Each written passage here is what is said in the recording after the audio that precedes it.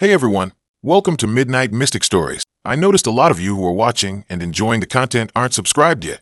If you love spine-chilling stories, creepy encounters, and unexplained mysteries, make sure to subscribe and turn on the notification bell.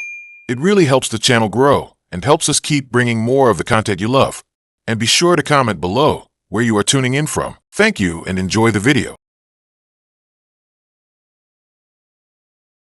Okay, so, look. I'm not usually one to spill my guts online, but this Tinder story is just too messed up to keep to myself. It's not even like a haha, awkward date kind of story. More like a did I almost become a character in a true crime documentary kind of story. It started like any other conversation, you know? A few harmless messages, a couple of shared interests listed on our profiles, and boom. Instant match. His name was Chris, and his profile pics looked normal enough. A group shot with some buddies, a selfie hiking, and one of him playing guitar. He seemed like a chill dude, maybe even a little nerdy, which was honestly a plus for me. I'd been swiping for a while and was ready to give dating apps one more try. We talked about music, video games, and the usual get-to-know-you stuff for like a week before he suggested we meet up. He said he was a bartender at this dive bar on the outskirts of town, and it was his night off. So he wanted to grab some food at the diner next door. Sounded harmless enough, right? Public place, early evening, no pressure. I told my best friend, Sarah, where I was going and even sent her a screenshot of Chris's profile. If I don't text you by 10 p.m., I joked, send the cavalry. The diner was your typical small-town joint, greasy spoons and all. Chris was already there when I arrived, sitting in a booth in the back corner. He looked a little different than his pictures, kind of skinnier, and his eyes seemed a lot darker. But I chalked it up to bad lighting and my own nerves. He was polite, pulled out my chair, and we ordered our food. The conversation was okay at first. We talked about our jobs, our families, and what we were looking for in a relationship. But then things started to get weird. He kept asking me super specific questions about my apartment. Not just, do you live alone? But stuff like, what floor are you on? And how many exits does your building have? He even asked what kind of security system I had, which seemed totally out of left field. I tried to brush it off, saying I lived in a pretty safe neighborhood and didn't really worry about that kind of thing. But he kept pushing, like he was trying to find a loophole in my non-existent security. Then he started talking about my social media.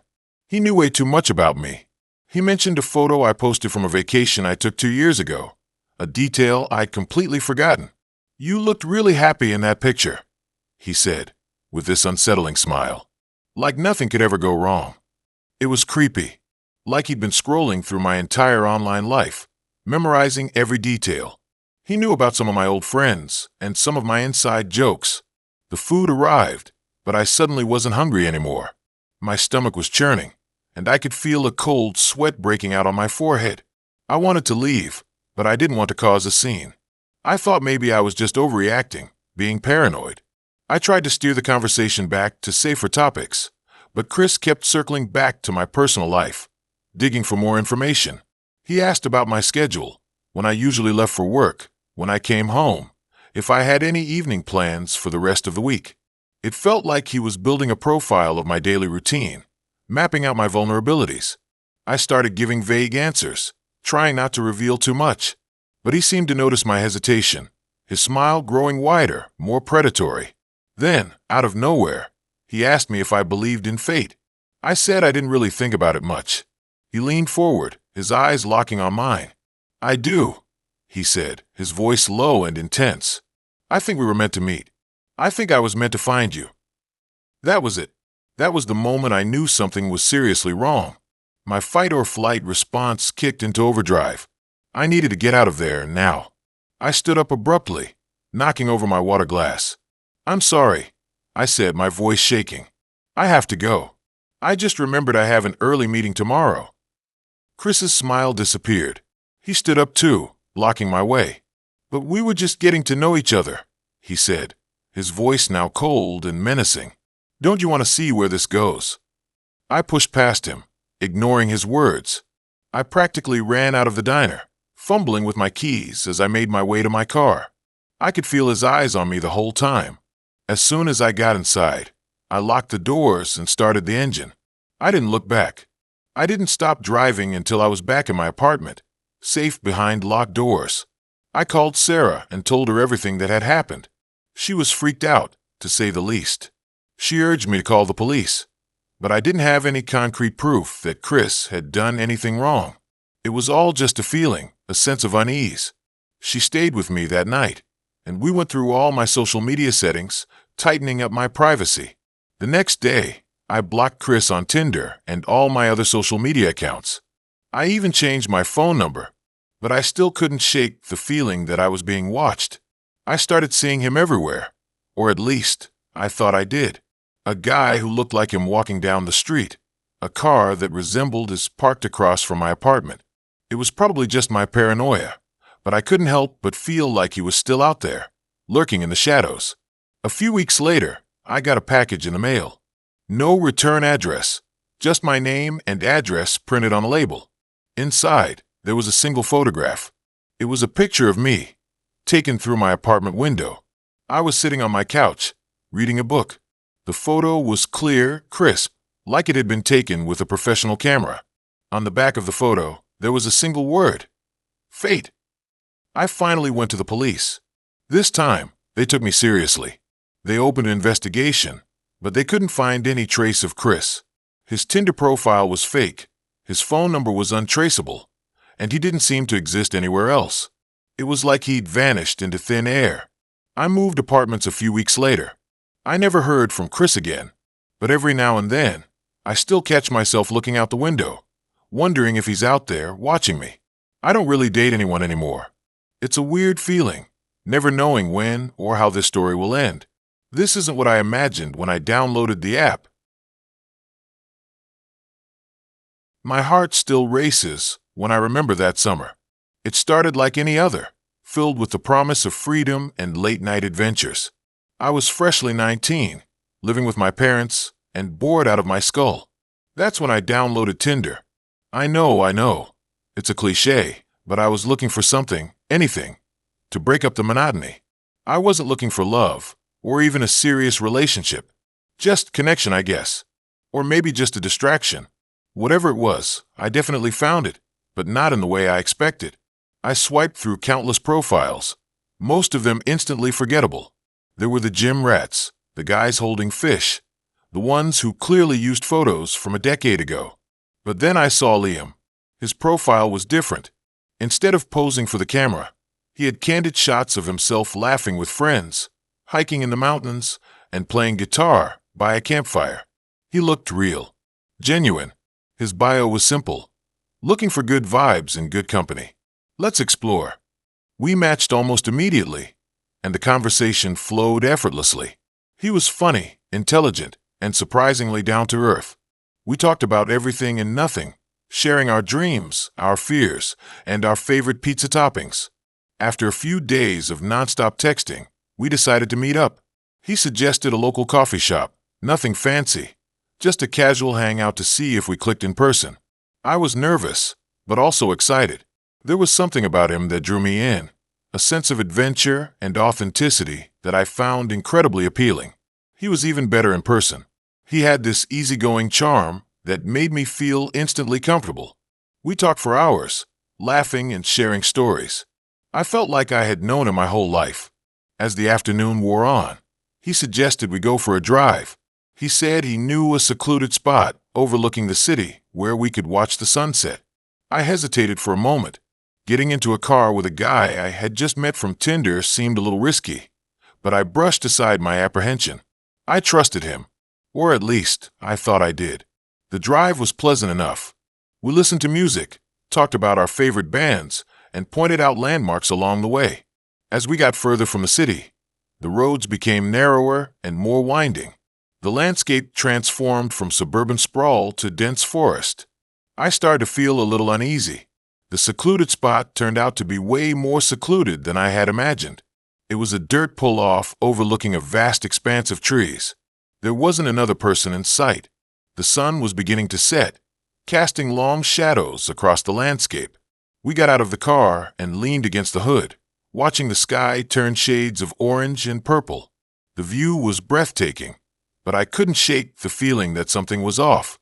Liam was acting a little strange. He was quieter than usual, and his eyes seemed to be darting around nervously. He kept glancing at the rearview mirror, as if he was expecting someone to appear. Then, out of nowhere, he grabbed my hand. It wasn't a romantic gesture, but more like a possessive grip. His grip was tight, and his nails dug in. I tried to pull away, but he wouldn't let go. "What's wrong?" I asked, my voice trembling. He didn't answer. He just stared at me, his eyes dark and intense. He started to talk, but it wasn't the Liam I had gotten to know over the past few days. His voice was low and menacing, and his words were chilling. He told me that he had been watching me for a while, that he knew where I lived, where I worked, and who my friends were. He said that he had been waiting for the right moment to meet me, to bring me to this secluded spot where we could be alone. He started to ramble about destiny and fate, about how we were meant to be together. It was like he was a completely different person. I was terrified. I tried to reason with him, to tell him that he was scaring me, but he wouldn't listen. He just kept talking, his grip tightening on my hand. Finally, I managed to yank my hand free. I turned to run, but he grabbed my arm and pulled me back. I struggled against him, screaming for help, but no one could hear me. We were completely isolated. He started dragging me towards the edge of the cliff. I fought with all my might, kicking and scratching, but he was too strong. I felt myself slipping, my feet losing their grip on the loose dirt. I screamed again, louder this time, as I plunged over the edge, but I didn't fall. My descent was stopped short by a tree branch that snagged my clothing. I was dangling precariously, suspended over a steep drop-off. I looked up and saw Liam staring down at me, his face contorted with rage. He reached out his hand, as if he was going to pull me back up, but then he hesitated. He looked around nervously, as if he was afraid someone might see him. Then he let go. I closed my eyes, bracing for the impact, but it never came. The branch held. I hung there for what felt like an eternity, my arms aching, my body trembling. I didn't know how much longer I could hold on. Just when I thought I was about to lose my grip, I heard voices. Someone was calling my name. I opened my eyes and saw two figures running towards me through the trees.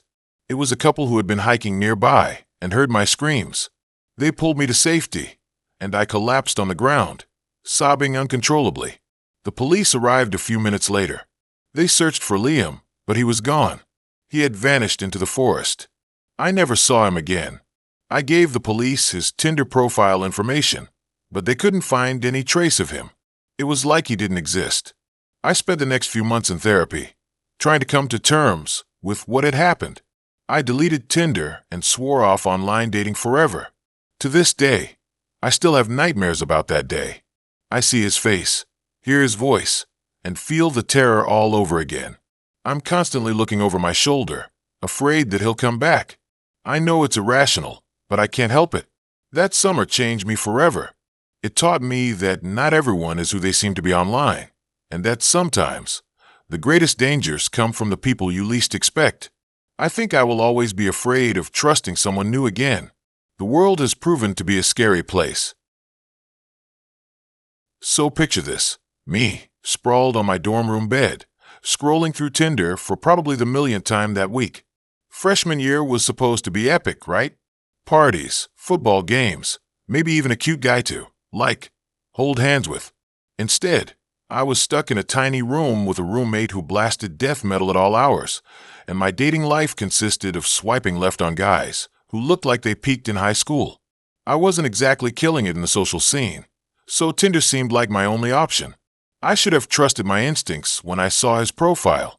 His name was Alex, and his pictures were different. Not bad different, but trying too hard different.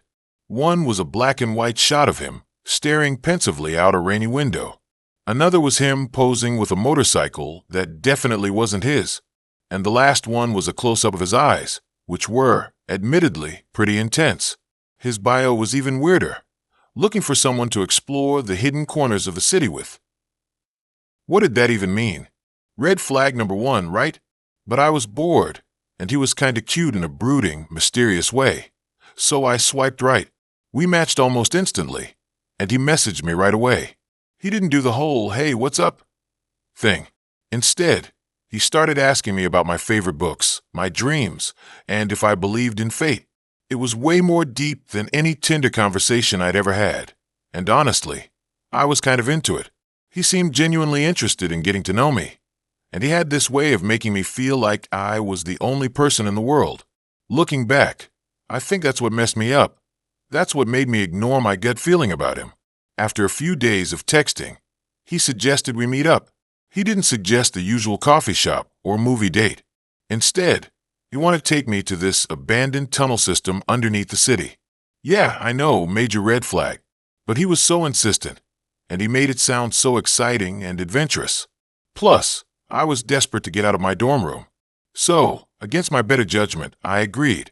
I told my roommate, Sarah, where I was going, but I downplayed the weirdness of it all.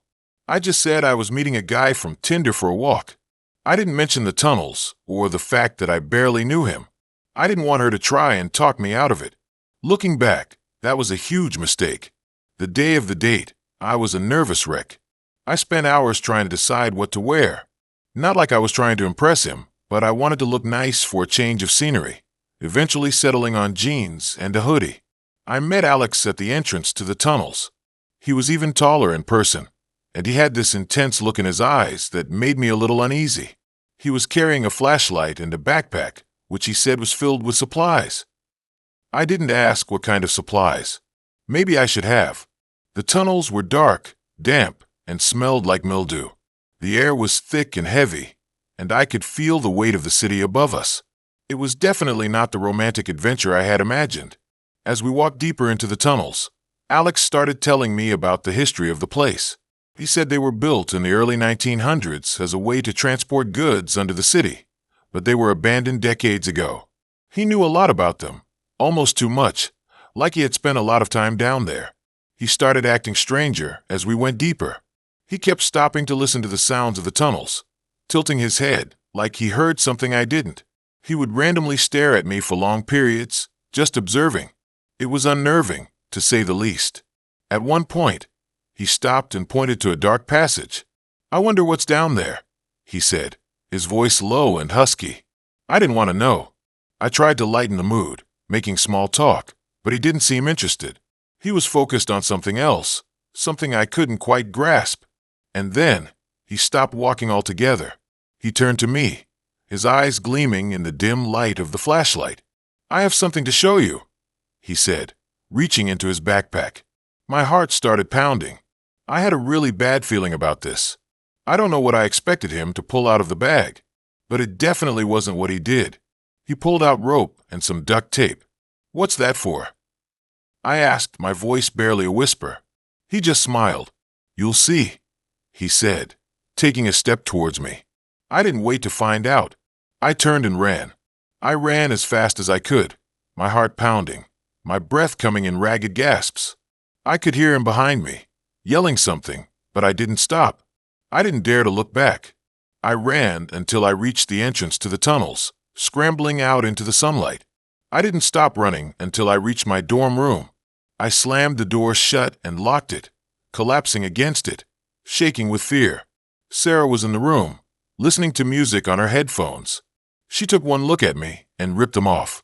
"What happened?" she asked, her eyes wide with concern. I told her everything, about Alex, the tunnels, the rope, and duct tape. She was horrified. We immediately called the police. They took my statement, but they didn't seem to take it too seriously. They said it was probably just a misunderstanding, that maybe Alex was just a weird guy. They promised to look into it, but I had a feeling they wouldn't do much. I deleted Tinder and blocked Alex's number. I didn't leave my dorm room for days.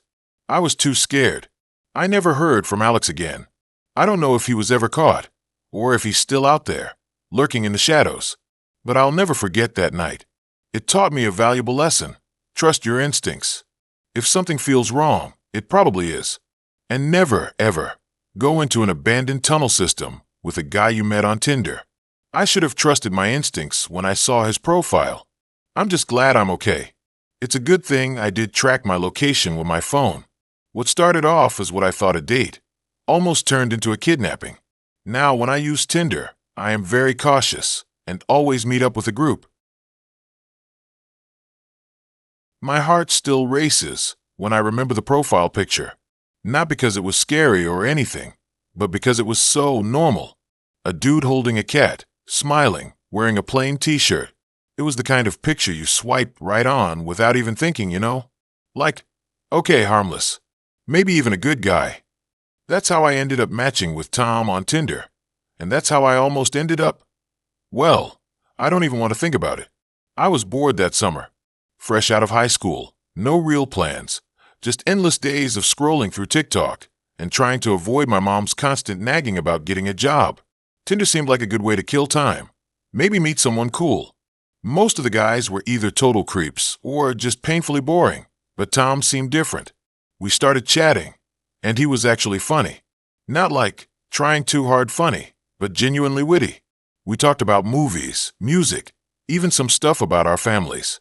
He seemed like a normal dude, maybe a little nerdy, but in a cute way. He said he was a software engineer, lived in a nearby town, and liked hiking and craft beer. All pretty standard stuff. After a few days of texting, he suggested we meet up. I was hesitant at first. I mean, you never really know who you're talking to online, right? But he seemed so normal, so safe. And honestly, I was dying to get out of the house. So I agreed. We decided to meet at a coffee shop halfway between our towns. I made sure to tell my best friend, Sarah, all the details, where I was going, who I was meeting, even what he looked like. I also shared my location with her on my phone, just in case. You know, all the usual precautions. When I got to the coffee shop, Tom was already there. He looked exactly like his pictures, maybe even a little better in person. He was wearing a clean t-shirt, not the cat one, sadly, jeans, and had this genuine smile that made me feel instantly at ease. We talked for hours, about everything and nothing. He really did seem like a nice guy. We had a lot in common, and the conversation flowed easily. He even paid for my coffee, which, let's be honest, is always a plus. As the afternoon wore on, he suggested we go for a walk in a nearby park. I hesitated for a second, but again, he seemed so harmless. And the park was right across the street, in broad daylight. What could possibly go wrong? So we walked to the park. It was a pretty typical park. Trees, benches, a playground, a few people walking their dogs. We strolled along the path, still talking, still laughing. He even told me about this new app he was developing, which sounded kind of cool, even though I didn't really understand any of the technical stuff. Then, as we were walking past a more secluded area of the park, near a wooded area, he stopped. He turned to me, and his expression changed. The smile was gone, replaced by something unsettling. He started talking about how much he liked me, how he felt a connection with me that he'd never felt with anyone else. It was all moving way too fast. I barely knew him. I started to feel uncomfortable, like I was trapped in some weird rom-com gone wrong. I tried to politely tell him that I wasn't really looking for anything serious, that I just wanted to be friends. But he didn't seem to hear me. He kept talking, his voice getting more intense, his eyes getting wider. He reached out and grabbed my hand. I tried to pull away, but he held on tight. He started saying things like, "We're meant to be together, and I've been waiting for you my whole life." It was seriously creeping me out. I finally managed to yank my hand away. I told him I had to go, that I wasn't feeling well. I started walking away, quickly, towards the main part of the park. He followed me. He kept calling my name, begging me to stop. I ignored him and kept walking faster, my heart pounding in my chest. I could feel his eyes on me, burning into my back. I finally made it back to the coffee shop, where I knew there would be people. I ran inside, practically gasping for air. I looked back, and he was still standing outside, staring at me. I stayed in the coffee shop for almost an hour, trying to calm down. I texted Sarah, telling her what happened. She was freaking out, telling me to call the police. But I didn't want to make a big deal out of it. I just wanted to go home. When I finally felt brave enough to leave, I asked a barista to walk me to my car. He was nice enough to do it. And thankfully, Tom was gone. I drove home as fast as I could, locking all my doors as soon as I got inside. I didn't sleep that night. I kept replaying the events of the afternoon in my head, wondering what I could have done differently. The next day, I blocked Tom on Tinder and every other social media platform I could think of. I even changed my phone number. I just wanted to erase him from my life. But it wasn't that easy. For weeks, I kept seeing him everywhere. Or at least, I thought I did. Every time I saw a guy who even remotely resembled him, my heart would skip a beat. I was constantly on edge, afraid that he was going to show up at my house or follow me somewhere. Eventually, the fear started to fade. I started to feel safe again. But I never forgot about Tom. He was a reminder that you can never really know who you're talking to online. That even the most normal-looking people can have a dark side. I still use Tinder sometimes, but I'm much more cautious now. I always meet in public places, and I always tell someone where I'm going. And I always trust my gut. If something feels off, I don't hesitate to walk away. I never saw Tom again. And honestly, I hope I never do. That normal profile picture still haunts me sometimes, a reminder of how easily things can go wrong, even when you think you're being careful. Next, I gotta tell you about this thing that happened last summer. Seriously messed me up.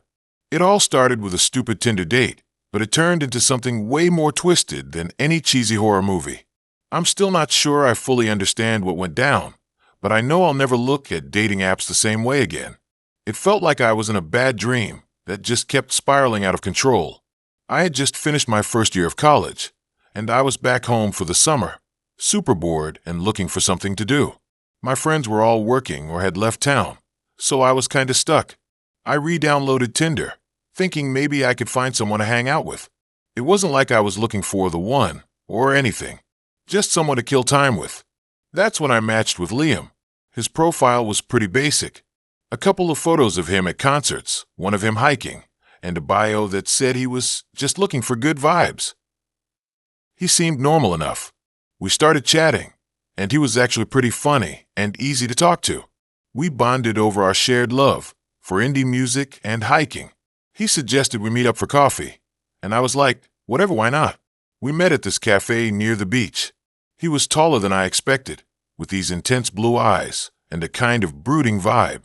Not classically handsome, but definitely attractive in a mysterious way. The coffee date went well. We talked for hours about everything and nothing. I actually had a really good time. He was smart, funny, and genuinely seemed interested in what I had to say. We started hanging out a lot after that. We went to concerts, hiked in the hills, and just chilled at the beach. He was always a little intense, but I chalked it up to him just being passionate about things. He was super into photography and always had his camera with him, taking pictures of everything. Then things started getting weird. It started with small things. Like, he would always want to know exactly where I was and who I was with. He'd text me constantly, even when I told him I was busy. At first, I thought it was kind of cute, like he really cared, but it quickly became suffocating. He also started getting possessive. If I mentioned another guy, even just in passing, he would get this dark look in his eyes and ask a million questions. It was like he was trying to figure out if I was interested in anyone else. One night, we were at his place watching a movie, and I got a text from a friend asking if I wanted to grab dinner the next day. Liam saw the text pop up on my phone and immediately got all weird. He asked who it was, and I told him it was just a friend from high school. He didn't say anything, but he gave me this look that made my skin crawl. After that, things escalated quickly. He started showing up at my house unannounced, claiming he was just in the neighborhood. He'd call me late at night, sometimes just to breathe into the phone. I started feeling like I was being watched. One day, I was going through my photos on my computer, and I found a folder of pictures Liam had taken of me. It wasn't weird that he had pictures of me, but the pictures themselves were unsettling. They were all candid shots, taken when I didn't know he was taking them. Some of them were from really far away, like he had been stalking me. I confronted him about it, and he got super defensive. He said he was just trying to capture my natural beauty, and that I was being paranoid. I told him that it made me uncomfortable, and he promised he wouldn't do it again. But I didn't believe him. I started trying to distance myself from him, but it was like he knew what I was doing. He would call and text me nonstop, begging me to see him. He'd show up at my work, waiting for me when I got off. He even started following me when I went out with my friends. I was terrified. I told my parents about it, and they were super worried. They wanted me to go to the police, but I was scared of what Liam might do if I did. I didn't have any concrete evidence, just a bunch of creepy pictures and a feeling of being watched. One night, I was home alone, and I heard a noise outside my window. I looked out and saw Liam standing in my yard, staring up at my room. He was holding his camera. I slammed the window shut and locked it. I called the police that night. They came and talked to Liam, but they couldn't do anything since he hadn't actually broken any laws. They told me to get a restraining order.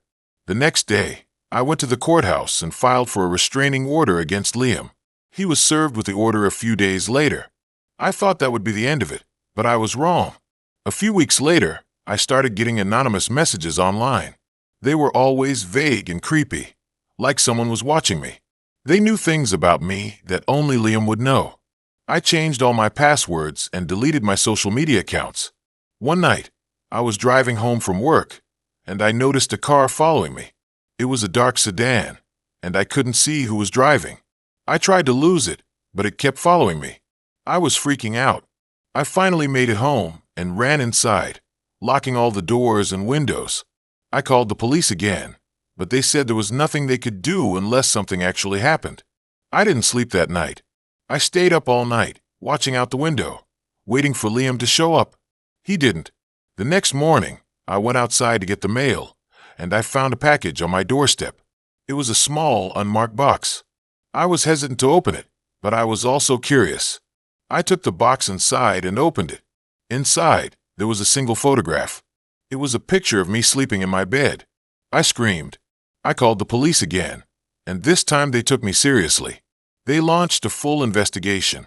They searched Liam's house and found a hidden room filled with photos of me. They also found a collection of surveillance equipment, including cameras and listening devices. Liam was arrested and charged with stalking and harassment. He's still awaiting trial. I still don't feel safe.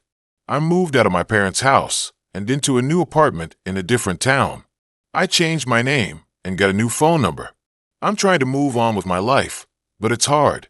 The whole thing messed me up so badly. I deleted Tinder for good. I don't think I'll ever use dating apps again. I'm too scared of what might happen. It's like I opened a door to a world of crazy I never knew existed. Now I just want to live my life without looking over my shoulder all the time. Hopefully, someday I will. Next. You know how everyone says online dating is the future? I'm here to tell you it's also the future of my therapy bills. It all started last summer, and honestly, thinking about it now still makes my palms sweat. I was bored, freshly single, and convinced that swiping through Tinder was the only way to meet new people in this lame town. Little did I know, I was about to stumble into a real-life horror movie, minus the special effects and plus a whole lot of paranoia. I wasn't even looking for anything serious, just someone to grab coffee with, or maybe catch a movie. You know, casual.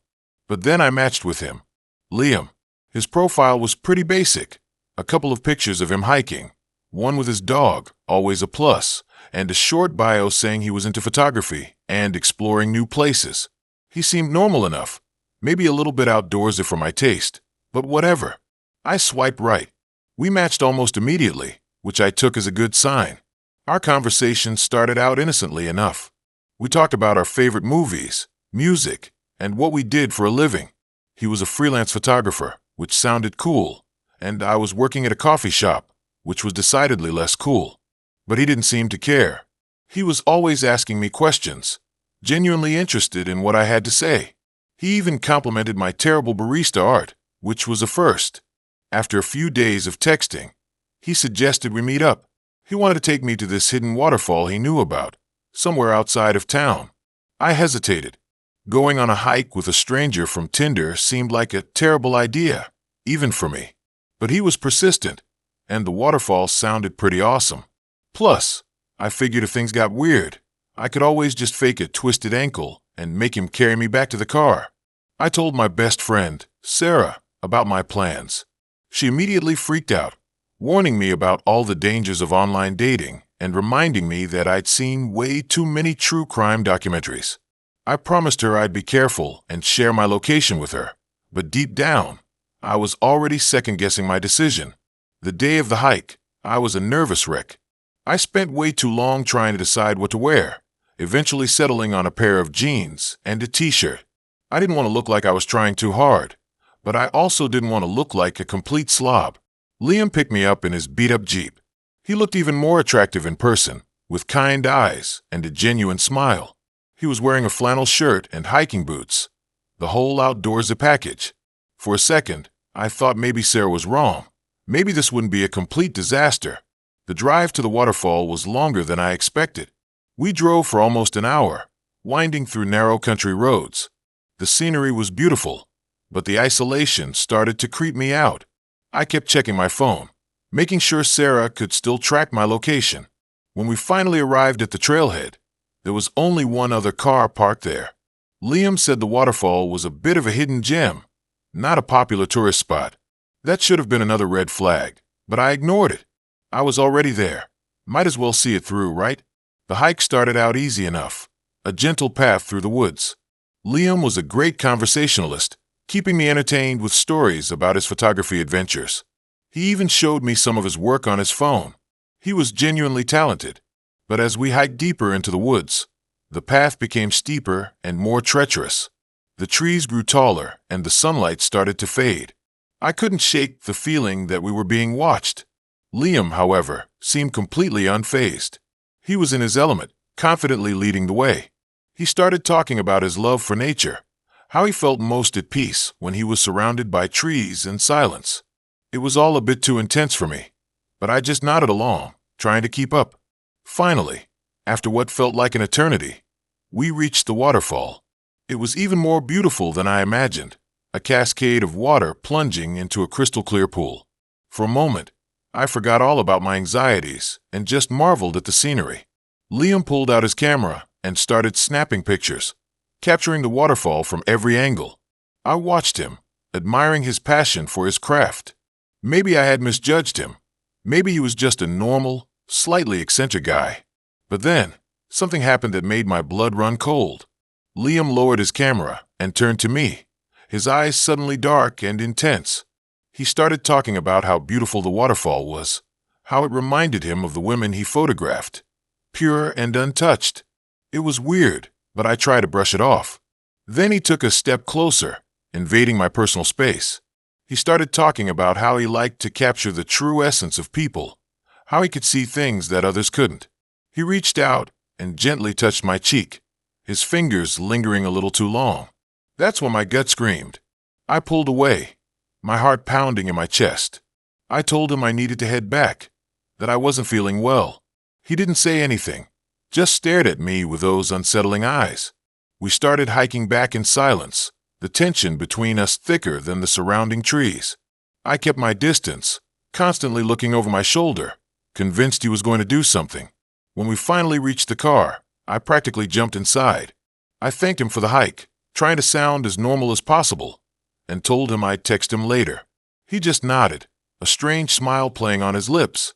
The drive back to town was the longest hour of my life. I kept checking my mirrors, making sure he wasn't following me. When I finally pulled into my driveway, I practically ran inside, locking the door behind me. I called Sarah and told her everything. She was furious that I hadn't listened to her warnings and insisted on coming over. We spent the rest of the night watching movies and eating junk food, trying to forget about my terrifying Tinder date. But the feeling of unease lingered. I couldn't shake the image of Liam's dark eyes and unsettling smile. I started having nightmares, waking up in a cold sweat, convinced he was watching me. A few days later, I got a message from an unknown number. It was a picture of me, taken at the waterfall. I was standing near the edge, looking completely oblivious. The caption read, "I see you." I deleted the message and blocked the number, but the damage was done. I was terrified. I went to the police, but they said there wasn't much they could do without more evidence.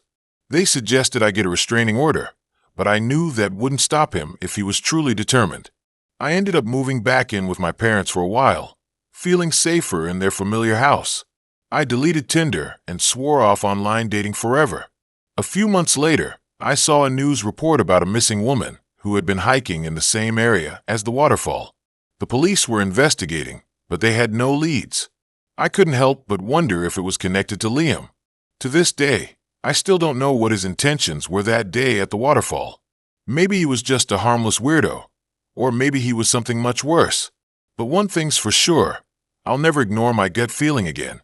That hike was a wake-up call, a reminder that not everyone online is who they seem to be.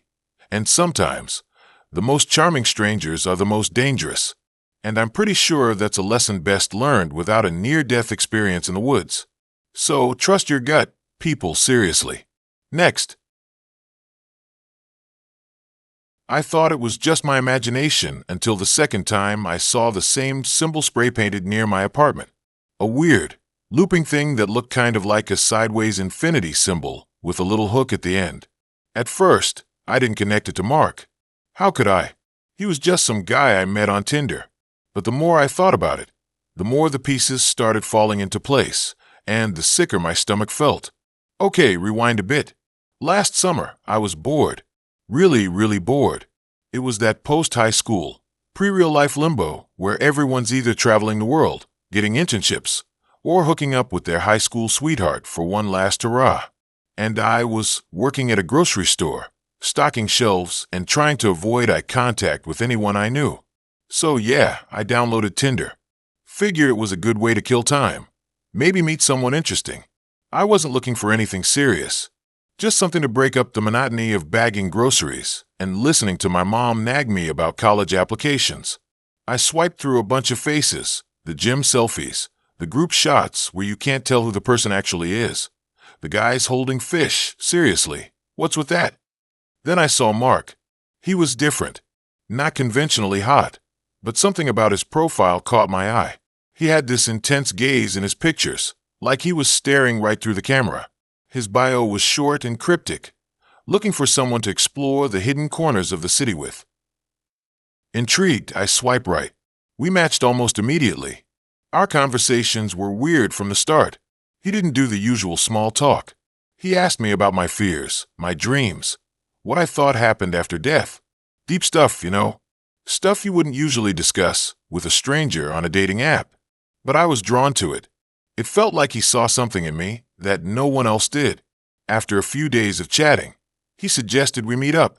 He wanted to take me to this secret spot he knew about, a hidden overlook with a view of the entire city. I hesitated. It sounded kind of sketchy, meeting a stranger in a secluded location, but I was also intrigued. I told a couple of friends about our date, sent them his picture and the location, just in case. I know, classic move.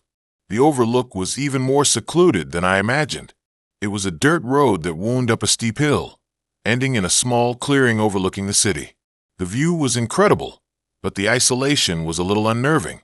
Mark was already there when I arrived, leaning against his beat-up Jeep. He was taller than I expected, with dark hair and piercing blue eyes. He greeted me with a smile that didn't quite reach his eyes.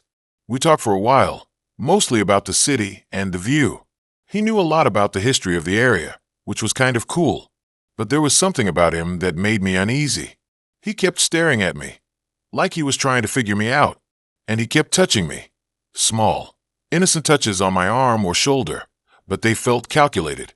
As the sun began to set, he suggested we go for a walk. There was a trail that led into the woods behind the overlook. I hesitated again. It was getting dark, and I didn't really want to go wandering into the woods with a guy I barely knew.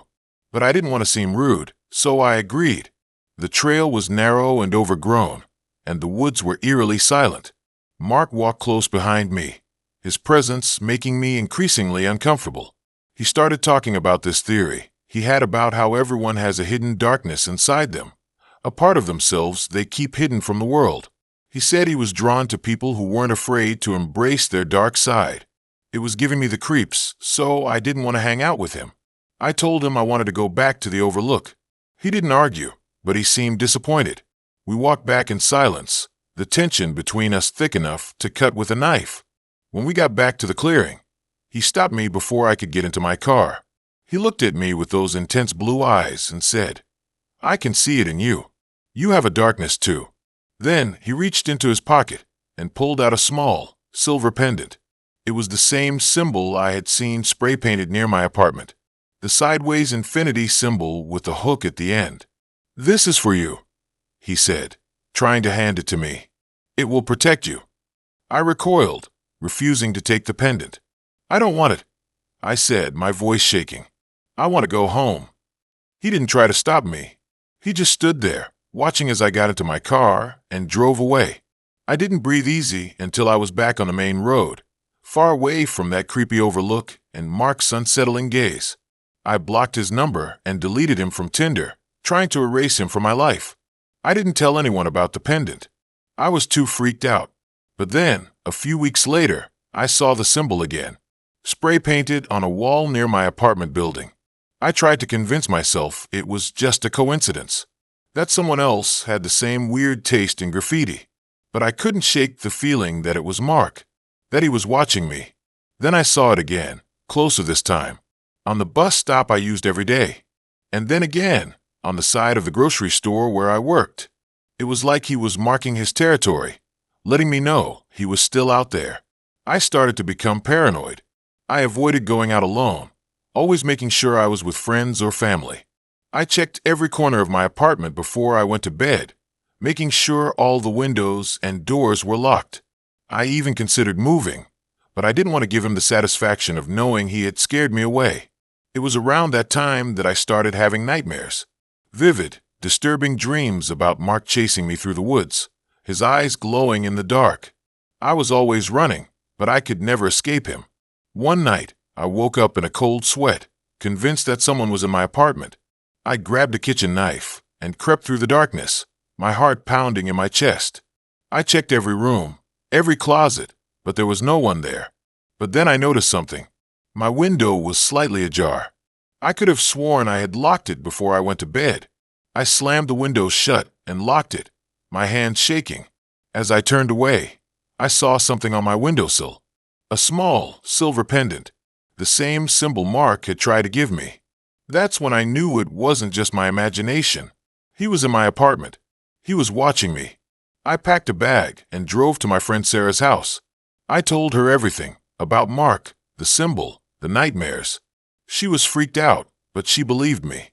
She let me stay at her place for a few weeks, until I felt safe enough to go back to my own apartment. I installed a security system, changed all the locks, and bought a can of pepper spray. I was determined to protect myself. I never saw Mark again, but I never forgot him either. The symbol is still etched in my memory, a constant reminder of the time I met a stranger on Tinder who turned my life into a real-life horror movie. It makes me think twice about trusting people I meet online, and it makes me wonder what hidden darkness lurks beneath the surface of the people we think we know. I still get sketched out when people stare at me too long. Alright, so picture this. I'm 19, stuck in my dinky hometown after a lame summer job, scrolling through Tinder, because what else is there to do when the only excitement is the Friday night football game? My bio was probably something cringe like, just looking for good vibes and maybe a concert buddy. And my profile pic was a heavily filtered selfie from my senior prom. Basically, prime target for any weirdo lurking in the digital shadows. And trust me, there were plenty. But then I matched with Liam. Liam's profile was different.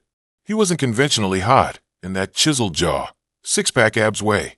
He was lanky, with messy brown hair, kind eyes, and a smile that looked genuinely goofy. His bio was simple. I collect vinyl records and know all the best hole-in-the-wall pizza places. Looking for someone to explore with. Okay, that sounded a million times better than the usual Netflix and chill garbage. We started chatting, and I was actually, enjoying myself. He wasn't trying to be cool or impress me. He just seemed genuinely interested in getting to know me. We talked about music, movies, our families, our dreams for the future. All that deep stuff I usually avoided on Tinder like the plague.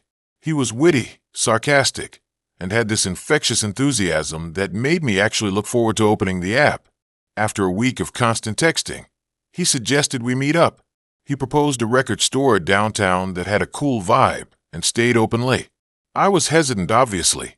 It's Tinder. You never really know what you're going to get. But something about Liam felt different, safer.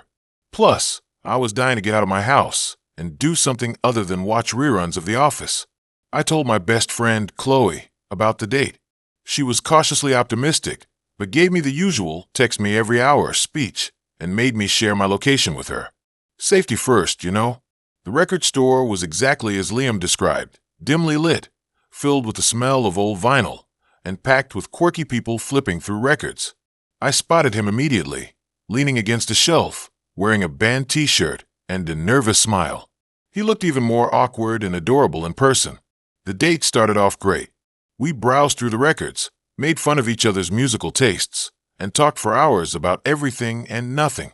He was even funnier and more engaging in person. I found myself laughing more than I had in months. He really did know a ton about music, and every song he would recommend. He would show me the exact album with everything to do with the artist, to how the song made him feel. After the record store, he suggested we grab pizza at this place down the street he swore had the best slices in town. It was a tiny, hole-in-the-wall joint with only a few tables and a no-frills menu. The pizza was amazing, greasy, cheesy, and exactly what I needed after a summer of salads and forced healthy eating. That's when things started to get a little off. As we were eating, Liam started asking me some really personal questions, like way too personal for a first date. He wanted to know about my past relationships, my family drama, my deepest insecurities. It wasn't in a malicious way. He just seemed intensely curious, like he was trying to dissect me or something. I brushed it off at first, chalking it up to him being overly eager. But the questions kept coming, each one more probing than the last. He wanted to know about my childhood traumas, my biggest regrets, the things that kept me up at night. It was starting to feel less like a date and more like an interrogation. He would get really close to my face and make me uncomfortable. It was so close. It felt like he was trying to stare into my soul. I tried to change the subject, but he kept steering the conversation back to me. It was like he was obsessed with understanding every single detail of my life. And it wasn't in a caring way. More like he was trying to figure me out, like I was some kind of puzzle he needed to solve. I could see him getting really focused and intense on the questions, almost as if he was getting something out of it. It was getting disturbing. Then he started talking about his own past. He told me about a difficult childhood, a strained relationship with his parents, and a string of failed relationships. But the way he talked about it was unsettling. He didn't seem sad or angry, just detached, like he was recounting a story he'd told a million times. I felt as though all these things were pre-prepared, and he was ready to throw them out to me at any time. He mentioned that he had a hard time trusting people, and that he often felt like he was being judged. He said he was looking for someone who could see him for who he really was, someone who wouldn't run away when they saw his dark side. He would say, "Look into my eyes and tell me that you believe me," and it really freaked me out. That's when the red flags started waving frantically in my mind. This guy was clearly damaged goods, and I was way out of my depth. I knew I needed to get out of there, like right now. I made some excuse about having an early class the next day and said I needed to head home. He seemed disappointed but didn't argue. He offered to walk me to my car, and I reluctantly agreed. As we were walking, he suddenly stopped and grabbed my arm, not in a violent way, but firmly, like he didn't want me to leave.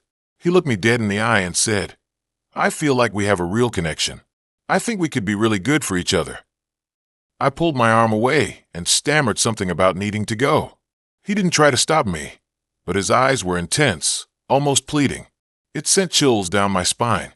I practically ran to my car, fumbled with the keys, and sped out of the parking lot. I didn't breathe normally until I was halfway home. I texted Chloe and told her everything. She was furious that I hadn't bailed earlier and told me to block Liam immediately, which I did, obviously. But that wasn't the end of it. The next day, I started getting texts from an unknown number. It was Liam. He was using a burner phone or something. He kept texting me, saying he was sorry if he scared me, that he just really liked me and wanted to get to know me better. I ignored the texts, but they kept coming. He started leaving voicemails, long rambling messages about how misunderstood he was and how I was the only one who could understand him. It was getting creepy and obsessive. I blocked the new number, but he kept finding ways to contact me. He messaged me on Instagram, Facebook, even Snapchat. He knew all my usernames, all my profiles. It was like he had been stalking me online for weeks. I changed all my privacy settings, blocked him on every platform, and even considered deleting my social media altogether. But it didn't matter. He kept finding ways to reach me. Then, one evening, I was walking home from work when I saw him. He was standing across the street, watching me. He didn't say anything, didn't make a move, just stood there, staring. I froze, terrified. I ducked into a nearby store and called the police. They came and took a report, but said there wasn't much they could do unless he actually threatened me or physically harmed me. He had been at a distance. They could not confirm it was him. I started varying my routes home, walking with friends, and avoiding being alone as much as possible. I was living in constant fear, wondering when Liam would strike next. A few weeks later, I got a letter in the mail. It was a handwritten note from Liam. He said he knew I was scared, but he just wanted to talk. He promised he wouldn't hurt me. He just wanted to explain himself. I threw the letter away immediately and called the police again. They took the letter as evidence, but said they still couldn't do anything unless he made a direct threat. That night, I couldn't sleep. I kept imagining Liam lurking outside my window, waiting for me to let my guard down. Every creak and shadow sent my heart racing. Around 3 a.m., I heard a noise outside my apartment, a faint tapping on the window. I peeked through the blinds and saw Liam standing there, holding a single vinyl record. I screamed and ran to the phone. He fled by the time the police showed up, but they were able to get a description. They finally issued a restraining order and started actively searching for him. I never saw Liam again. He disappeared without a trace. The police said he probably skipped town to avoid being arrested, but I still think about him sometimes, wondering where he is and what he's doing. And I always remember that first date, the record store, the pizza, and the moment I realized that something was terribly wrong. I wish I had listened to that feeling sooner. My heart still races when I remember the day I decided to download Tinder. It wasn't even for anything serious, you know? Just bored one summer, swiping through faces on my phone, not really expecting much to come of it. My friends were all doing it, finding dates, hookups, whatever. I figured, why not? I mean, what's the worst that could happen? Famous last words, right? I matched with this dude, Liam. He seemed pretty normal at first. His profile had the usual stuff, pictures with friends, a dog, some travel pics. He seemed like a pretty chill guy. We started chatting, and he was funny, easy to talk to. We had a lot in common, at least on the surface. He liked the same music, the same movies, even the same dumb TV shows. We talked for a couple of weeks, mostly just texting, sending memes back and forth. It was all pretty harmless. Then he asked me to hang out. I was hesitant at first. I mean, meeting someone from Tinder is always a bit of a gamble. But he seemed genuine, and I was bored, so I said yes. We decided to meet at this coffee shop near my apartment. It was a pretty public place, so I figured it would be safe enough.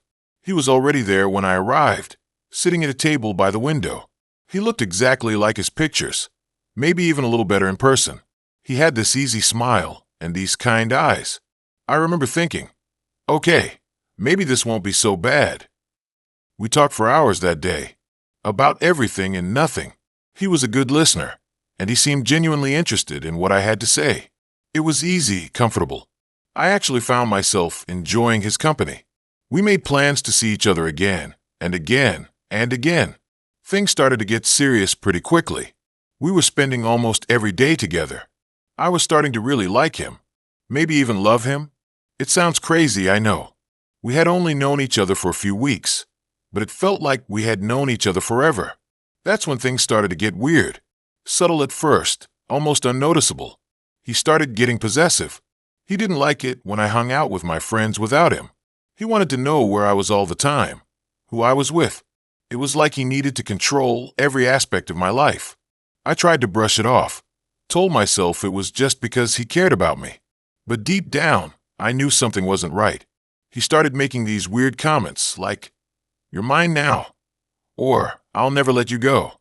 They were supposed to be cute, I guess, but they just made me feel uneasy. Then there was the incident with my phone. One night, while I was in the shower, he went through my phone. I know because when I got out, He was sitting on the bed, scrolling through my messages, with a furious look on his face. He accused me of talking to other guys, of cheating on him. I tried to explain that they were just friends, that I hadn't done anything wrong. But he wouldn't listen. He was convinced that I was lying to him. It was the first time I saw him truly angry. His eyes were cold, his voice hard. It was like he was a completely different person. I was scared. I didn't know what he was capable of. After that, I started hiding my phone from him. I changed my passwords, deleted old messages. I felt like I was walking on eggshells around him. Things just kept getting worse. He started isolating me from my friends and family. He convinced me that they didn't care about me, that they were just jealous of our relationship. I started believing him. I stopped talking to my friends, stopped visiting my family. He became my whole world. One night, we were at his apartment, watching a movie. I told him I wanted to go get some air. He flipped, started yelling and shouting, claimed I was leaving him, that I never loved him. I tried to calm him down, but he wasn't hearing any of it. He grabbed my arm hard. I tried to pull away, but he wouldn't let go. He started squeezing, his grip tightening. It was starting to hurt. I looked down at my arm, and I could see the red marks where his fingers were digging into my skin. I was terrified. I realized I needed to escape, but his apartment was on the 3rd floor, and it was late, and I wasn't sure where to go. All I could think was I had to get out. He began accusing me of awful things, things that I knew were not true. I felt like he was trying to find the breaking point, that point where I would just give up and admit to something I never even thought about. I managed to pry his fingers off my arm. I ran. I ran out of the apartment, down the stairs, out into the street. I didn't stop running until I reached my apartment. I locked the door, bolted it, and then just sat on the floor, shaking. I didn't sleep that night. Every creak of the building, every sound from outside, sent a wave of terror through me. I knew he would come after me. He wouldn't let me go that easily. The next morning, I went to the police. I told them everything about his possessiveness, his controlling behavior, the incident at his apartment. They took me seriously, but they said there wasn't much they could do without more evidence. I was scared, but I was also determined. I wasn't going to let him ruin my life. I wasn't going to let him control me anymore. I got a restraining order. I changed my phone number. I moved to a different apartment in a different part of the city. It wasn't easy. I was constantly looking over my shoulder, afraid that he would find me. But I refused to let him win. Slowly, I started to rebuild my life. I reconnected with my friends and family.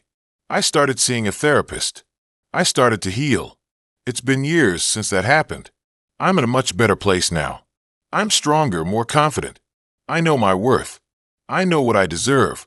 I'm in a happy, healthy relationship with someone who respects me, someone who loves me for who I am. But even now, years later, my heart still races when I remember Liam, the charming guy I met on Tinder who turned out to be my worst nightmare. And I can't help but wonder, what if I hadn't gotten away? What if he had caught me? I am still haunted by the memories, and even now I always let people know where I am, just in case something like that ever happens again. It is important to stay cautious and make sure you trust your instincts. The experience has made me more aware, and I am stronger for it. Although, if I had the choice, I would go back and swipe left. Okay, so, you know how everyone says Tinder is a wasteland? I used to think that was just, internet exaggeration, you know? But then it happened to me. And trust me, I am never downloading that app again. I was, super bored one summer. Just finished high school, waiting to start community college in the fall, and everyone I knew was either working or out of town. So yeah, I swiped. A lot. I wasn't expecting much, just, maybe a few dates, some summer flings, whatever. I definitely wasn't expecting this. It started pretty normal. You swipe, you match, you chat about basic stuff. What do you do? What kind of music do you like? Standard procedure. Then I matched with this guy, Liam. He seemed pretty cool. Good looking, liked the same music as me. Said he was into hiking and camping, which I thought was awesome. His profile wasn't anything crazy. Just some pictures of him outdoors, smiling. Looked like a regular dude. We started talking, and he was actually funny. Not trying too hard funny, but genuinely witty and quick. We messaged back and forth for a few days, and I actually started to get kind of excited. He seemed way more interesting than anyone else I'd matched with. We decided to meet up for coffee. The coffee shop was, totally packed when I got there. It took me a minute to find him, but when I did, he looked even better in person. He had this, really genuine smile and these bright blue eyes that kind of made me melt. We talked for hours. About everything. Music, movies, our families, our dreams for the future. It was actually good. Like a really good date. I actually felt like I was connecting with someone, After coffee, we walked around downtown for a bit, just talking and laughing. He was, super easy to be around. I didn't feel any pressure or awkwardness, which is rare for me. Before I knew it, it was getting late, and he walked me back to my car. We hugged goodbye, and he said he'd call me. And he did. We went out a few more times over the next couple of weeks. Movies, hiking, even a day trip to the beach. Each time, I liked him even more. He was sweet, funny, adventurous, and just real. I started to think that maybe, just maybe, this could actually be something serious. I hadn't felt this way about anyone in a long time. Then things started to get weird. Subtle at first, nothing I could really put my finger on. He started texting me more often, constantly. And if I didn't reply right away, he'd get, kinda anxious. He'd ask where I was, who I was with, what I was doing. I thought it was kinda sweet at first, like he just really liked me. But then it started to feel suffocating. He also started talking about the future. A lot. Way too much for someone I'd only been dating for a few weeks. He'd talk about us moving in together, getting married, having kids. It was kinda intense, and it made me uncomfortable. One night, we were at my place, watching a movie. I got up to get some snacks, and when I came back, he was looking through my phone. I was, totally shocked. "What are you doing?" I asked. He jumped, like he'd been caught doing something wrong. "Oh, I was just checking the time," he said, but I could tell he was lying. I brushed it off, tried to play it cool, but I was definitely starting to get a bad vibe. Something was off. I started to distance myself a little. I didn't reply to his texts as quickly, and I made excuses when he asked to hang out. That's when he really started to lose it. He started calling me nonstop, leaving me voicemails, sending me long, rambling texts about how much he loved me and how he couldn't live without me. It was getting scary. One day, I was at my cousin's house, and I got a text from Liam. It was a picture of my house. A picture he had taken from across the street. The text said, "I miss you." I freaked out. I didn't tell him I was at my cousin's. How did he know where I lived? I called the police. They took my statement, but they said there wasn't much they could do since he hadn't actually threatened me. They told me to get a restraining order, which I did.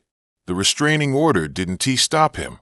He started showing up at my work, at my school, even at my cousin's house. He'd just stand there, staring at me, not saying anything. It was terrifying. I changed my phone number, deleted all my social media, and started carrying pepper spray everywhere I went. I was living in constant fear. I felt like I was being hunted. Then one night, I was driving home from work, and I noticed a car following me. It was Liam. I tried to lose him, but he stayed right behind me. I was driving as fast as I could, but he was gaining on me. I saw a police station up ahead, so I swerved into the parking lot and slammed on the brakes. Liam's car screeched to a halt behind me. I jumped out of my car and ran towards the station, screaming for help. The police arrested Liam. He was charged with stalking and violating the restraining order. I had to testify against him in court. It was the hardest thing I've ever done. He was found guilty and sentenced to prison. I thought it was finally over. I could finally breathe again. But the truth is, I am still scared. I still have nightmares. I still look over my shoulder everywhere I go. I learned a valuable lesson that summer. Not everyone on Tinder is who they seem to be. Some people are crazy. Some people are dangerous. And some people are just not worth the risk. I am staying single for a long time. After that, I think it would be best to never use any form of dating apps again. It's not worth it. Next. You know how everyone says Tinder is a cesspool? I always thought that was a little dramatic. I mean, yeah, there are weirdos, but mostly it's just boring. But then, there was that one time. I matched with this dude who seemed totally normal at first, and it ended up being the most messed up thing that's ever happened to me. I am still not totally over it, to be honest. You ever have that feeling when you just know something's off, but you can't put your finger on it? That's how I felt from the start. I was in my freshman year of college, living in the dorms, and super bored. My roommate was always studying, and I needed something to do besides binge-watching Netflix. So, I did what any self-respecting college kid would do. I downloaded Tinder. I wasn't really looking for anything serious, just some casual dating, maybe some hookups. I swiped through a bunch of profiles. Most of them were the same. Gym selfies, guys holding fish, vague declarations about loving adventure. And then I saw Mark. His profile was pretty standard. A couple of pictures of him smiling, one of him hiking, and a short bio that said he was a grad student studying psychology and liked exploring new places. He seemed normal enough, maybe even a little cute. So I swiped right. We matched almost immediately, and he messaged me right away. He was really easy to talk to, funny and engaging. We chatted for a few days, and he seemed genuinely interested in getting to know me. He asked about my classes, my hobbies, my family. It was actually kind of refreshing because most guys on Tinder just want to talk about getting together. After a week, he asked me if I wanted to grab coffee. I was a little hesitant because I barely knew him, but he seemed like a nice guy, and I was tired of being cooped up in my dorm room. Plus, he was a grad student in psychology, so I figured he couldn't be that crazy, right? We met at a coffee shop near campus, and he was even better in person. He was tall, with dark hair and kind eyes. He was really easy to talk to, and we ended up talking for hours about everything and nothing. I actually started to think that maybe Tinder wasn't so bad after all. We went out a few more times after that. Movies, dinner, even a hike. He always paid. He was always respectful, and he always made me laugh. I was starting to develop a real crush on him. He seemed like everything I was looking for in a guy. Smart, funny, kind, and cute. Then, things started to get weird. It started with little things. He would always ask me really specific questions about my daily routine. When I went to class, what time I ate lunch, who my friends were. At first, I didn't think much of it. I figured he was just trying to get to know me better. But then, he started showing up in places I didn't expect him to be. One day, I was studying in the library, and I looked up to see him standing across the room, just staring at me. I waved, and he smiled and walked away. Another time, I was walking home from class, and he pulled up beside me in his car and offered me a ride. It was nice, but also a little strange because I hadn't told him which way I lived. Then there was the time I went out with my friends to a bar downtown. I didn't tell him I was going, but when I got there, he was already there, sitting at the bar, nursing a beer. He said it was a coincidence, but it felt like more than that. The more I got to know him, the more I realized how little I actually knew about him. He was always vague about his past, his family, and his friends. He never talked about his life before grad school. It was like he was a completely different person before he met me. I started to get this really uneasy feeling whenever I was around him. It was like he was always watching me, always analyzing me. I felt like I couldn't be myself around him, like I had to be careful about what I said and did. One night, we were at his apartment watching a movie. I went to the bathroom, and when I came back, he was standing in the middle of the living room, holding my phone. I asked him what he was doing, and he said he was just checking the time. But I could tell he was lying. I grabbed my phone from him, and he got really defensive. He started yelling at me, accusing me of not trusting him. It was the first time I had ever seen him get angry, and it was terrifying. I left his apartment and went back to my dorm room. I was so shaken up that I couldn't sleep. I kept replaying the night in my head, trying to figure out what I had done wrong. I knew then that something was seriously wrong with Mark. The next day, I decided to do some digging. I went online and tried to find information about him, but there was almost nothing. No social media profiles, no old photos, no mention of him anywhere. It was like he didn't exist before Tinder. That's when I found the news article. It was a small article from a newspaper in another state about a young woman who had gone missing. The article mentioned that the woman had been dating a man named Mark, who was a suspect in her disappearance. The article didn't have a picture of Mark, but it described him as being tall, with dark hair and kind eyes. It was the same description as the Mark I had been dating. I felt like I was going to throw up. I realized that I had been dating a potential murderer. I immediately called the police and told them everything. They took me seriously and started an investigation. They found out that Mark had been using a fake name and a fake identity. He had been moving from state to state, dating women, and then disappearing. They still don't know what happened to the women, but they suspect that he was responsible for their disappearances. The police eventually found Mark and arrested him. He was charged with multiple counts of kidnapping and murder. I had to testify at his trial, which was one of the most difficult things I've ever done. Mark was eventually convicted and sentenced to life in prison. I was relieved that he was finally behind bars and couldn't hurt anyone else. That whole thing messed me up for a long time. I had nightmares for months, and I was terrified of dating. It took me a long time to feel safe again. I still think about it sometimes, and I wonder what would have happened if I hadn't found that news article. I wonder if I would have become another one of his victims. It's a scary thought. That whole thing completely changed my view on Tinder. Now, I'm way more careful about who I match with and who I meet in person. I always do a background check on guys before I go out with them, and I always tell my friends where I am going and who I am with. It's probably overkill, but I'd rather be safe than sorry. That experience taught me to always be aware of the red flags and to trust my instincts. If something feels off, it probably is. It also taught me that you can always trust people, even the ones who seem the nicest. The world is full of crazy people, and you never know who you're going to meet.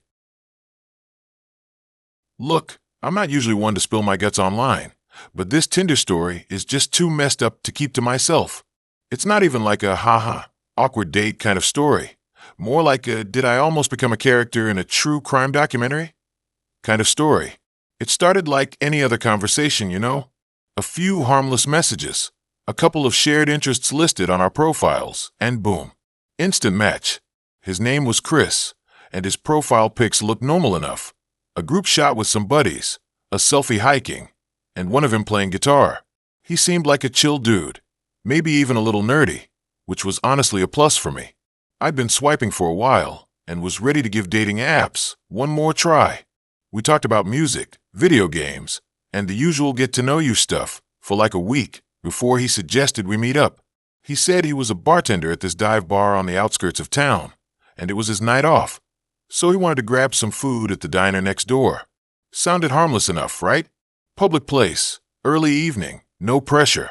I told my best friend, Sarah, where I was going, and even sent her a screenshot of Chris's profile. If I don't text you by 10 p.m., I joked, send the cavalry. The diner was your typical small-town joint, greasy spoons and all. Chris was already there when I arrived, sitting in a booth in the back corner. He looked a little different than his pictures, kind of skinnier, and his eyes seemed a lot darker. But I chalked it up to bad lighting and my own nerves. He was polite, pulled out my chair, and we ordered our food. The conversation was okay at first. We talked about our jobs, our families, and what we were looking for in a relationship. But then things started to get weird. He kept asking me super specific questions about my apartment. Not just, do you live alone? But stuff like, what floor are you on? And how many exits does your building have? He even asked what kind of security system I had, which seemed totally out of left field. I tried to brush it off, saying I lived in a pretty safe neighborhood and didn't really worry about that kind of thing. But he kept pushing, like he was trying to find a loophole in my non-existent security. Then he started talking about my social media. He knew way too much about me. He mentioned a photo I posted from a vacation I took 2 years ago, a detail I'd completely forgotten. You looked really happy in that picture, he said, with this unsettling smile. Like nothing could ever go wrong. It was creepy, like he'd been scrolling through my entire online life, memorizing every detail. He knew about some of my old friends and some of my inside jokes. The food arrived, but I suddenly wasn't hungry anymore. My stomach was churning, and I could feel a cold sweat breaking out on my forehead. I wanted to leave, but I didn't want to cause a scene. I thought maybe I was just overreacting, being paranoid. I tried to steer the conversation back to safer topics, but Chris kept circling back to my personal life, digging for more information. He asked about my schedule, when I usually left for work, when I came home, if I had any evening plans for the rest of the week. It felt like he was building a profile of my daily routine, mapping out my vulnerabilities. I started giving vague answers, trying not to reveal too much, but he seemed to notice my hesitation, his smile growing wider, more predatory. Then, out of nowhere, he asked me if I believed in fate. I said I didn't really think about it much. He leaned forward, his eyes locking on mine. "I do," he said, his voice low and intense. "I think we were meant to meet. I think I was meant to find you." That was it. That was the moment I knew something was seriously wrong. My fight-or-flight response kicked into overdrive. I needed to get out of there now. I stood up abruptly, knocking over my water glass. "I'm sorry," I said, my voice shaking. "I have to go. I just remembered I have an early meeting tomorrow." Chris's smile disappeared. He stood up too, blocking my way. "But we were just getting to know each other," he said, his voice now cold and menacing. "Don't you want to see where this goes?" I pushed past him, ignoring his words. I practically ran out of the diner, fumbling with my keys as I made my way to my car. I could feel his eyes on me the whole time. As soon as I got inside, I locked the doors and started the engine. I didn't look back. I didn't stop driving until I was back in my apartment, safe behind locked doors. I called Sarah and told her everything that had happened. She was freaked out, to say the least. She urged me to call the police, but I didn't have any concrete proof that Chris had done anything wrong. It was all just a feeling, a sense of unease. She stayed with me that night, and we went through all my social media settings, tightening up my privacy.